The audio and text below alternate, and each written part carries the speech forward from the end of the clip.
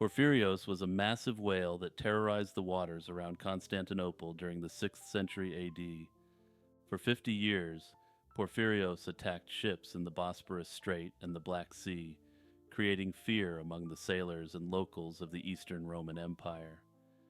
Unlike other historical accounts of sea creatures, the records of Porphyrios offer significant insights into the direct impact of a whale on human activities. Further, the desperate efforts by rulers like Emperor Justinian I to bring an end to its reign of terror are also well documented. Also, don't forget to like and subscribe, and to hit the notification bell as well. The story of Porphyrios is primarily known through the writings of Procopius, a 6th century Eastern Roman historian. He documented the whale's actions in two of his works, known as the History of the Wars and the Secret History. Procopius was an eyewitness to many events during Justinian's reign, and his writings serve as the primary sources for understanding the fear and chaos that Porphyrios inflicted.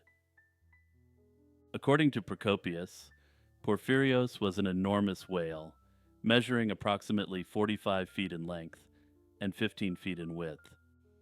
Porphyrios was described as a formidable whale known for its aggressive nature and unpredictable and seemingly malicious attacks on ships. The whale's length suggests that it could have been a sperm whale, or perhaps an exceptionally large orca whose size was further exaggerated. Sperm whales are among the largest predators in the ocean, known for their significant size, aggressive tendencies, and potential longevity of up to 70 years. This aligns with the estimated 50-year activity of Porphyrios. However, the Black Sea, where Porphyrios often appeared, is not a typical habitat for sperm whales due to its shallow entrance. This has led to speculation that the whale could have been a particularly large orca instead. Notably, while orcas don't reach the size described by Procopius, some historians have suggested that the size reported was an exaggeration. Interestingly, if Porphyrios was indeed a male sperm whale, 45 feet would be extremely small, though would line up exactly with the maximum size of a female sperm whale. The name Porphyrios itself has sparked significant debate among historians and scholars. Some believe it refers to the color purple, a nod to the imperial purple that symbolized royalty in Eastern Roman culture. This connection might indicate the whale's perceived importance or the awe it inspired among the population. Others suggest the name could be linked to a famous charioteer of the same era, Porphyrius, or the mythological giant Porphyrion, known for his strength and defiance against the gods. Another theory suggests that the name is intended to be somewhat humorous, with the most accurate interpretation of the name being Purple Boy. Yes, you heard that correctly. The most terrifying sea creature in Roman history may have been widely known as Purple Boy. Porphyrios was no ordinary whale. It did not discriminate in its choice of targets, attacking merchant ships, fishing vessels, and even warships. This indiscriminate aggression had a severe impact on the maritime activities of the Eastern Roman Empire. Fishermen avoided certain areas, merchant vessels took long detours, and military forces faced the added threat of attacks from this perceived sea monster. The economic repercussions were significant, as the disruption of trade routes and fishing activities led to food shortages and affected the livelihoods of countless people. The fact that Emperor Justinian himself prioritized capturing Porphyrios highlights the extent to which the whale's presence had become a problem for the empire's stability and economy. Porphyrios was known for his sporadic appearances, often disappearing for long periods before re-emerging to wreak havoc. This unpredictability added to the anxiety among sailors, who never knew when or where the whale might strike next.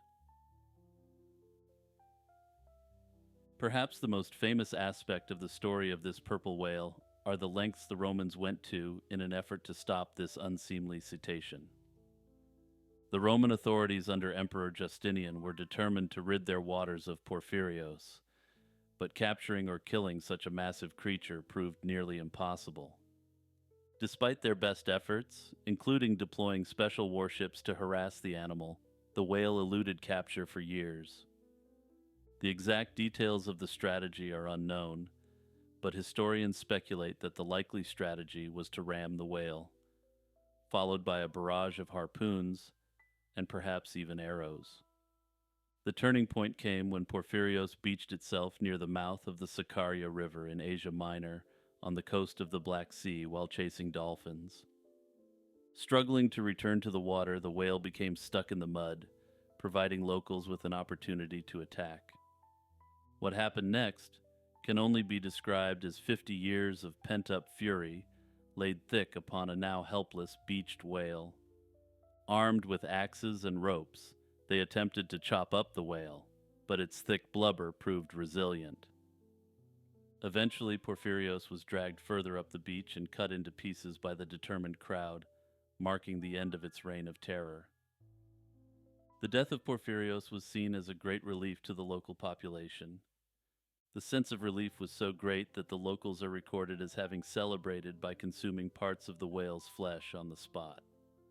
Porphyrios' death marked the end of an era of fear and uncertainty for the sailors of Constantinople, who could finally navigate the waters without the looming threat of attack. The story of Porphyrios has left a lasting legacy in both historical records and popular culture. The whale is often considered one of the earliest documented cases of a rogue whale attacking human vessels. Herman Melville referenced Porphyrios in his classic novel Moby Dick, drawing on the whale's reputation as a formidable and relentless force. Further, Melville cited Porphyrios as evidence, at least in the book, that sperm whales have a long history of going rogue and attacking fishing vessels. In a fictional take on the case, in Robert Graves's novel Count Belisarius, the whale is depicted as a target of a military expedition led by the famed General Belisarius. And while I normally wouldn't bring up an obscure novel from 1938, the details of this one are too good to leave out. In this novel, Belisarius is depicted as formulating a plan to kill the whale with a catapult, as well as harpoon throwers and archers. Notably, while there's no historical mention of a catapult being used against the whale, the special warships assigned to the hunt are thought to have utilized harpoon throwers.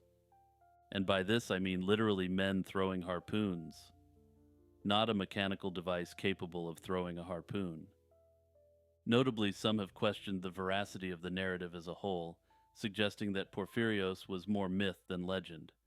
For instance, Edward Gibbon's 18th century take on the creature was that it was not intended to be taken literally, but rather metaphorically. However, modern historians, drawing upon the wealth of knowledge of cetaceans accumulated over the last centuries, tend to view Porphyrios as likely real. That said, many question whether the attacks described over the 50-year period were all associated with a single whale or with multiple whales.